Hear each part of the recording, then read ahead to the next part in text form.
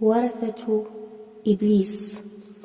وجوهكم أقنعة بالغة المرونة، طلاؤها حصافة وقعرها رعونة. صفق إبليس لها مندهشا وباعكم فنونة، وقال إني راحل، ما عاد لي دور هنا، دوري أنا أنتم ستلعبونه. ودارت الأدوار فوق أوجه قاسية، تعدلها من تحتكم ليونة.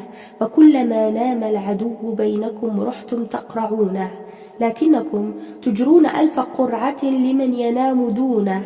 وغاية الخشونة أن تندبوا قم يا صلاح الدين قم، حتى اشتكى مرقده من حوله العفونة. كم مرة في العام توقظونه، كم مرة على جدار الجبن تجلدونه. أيطلب الأحياء من أمواتهم معونة؟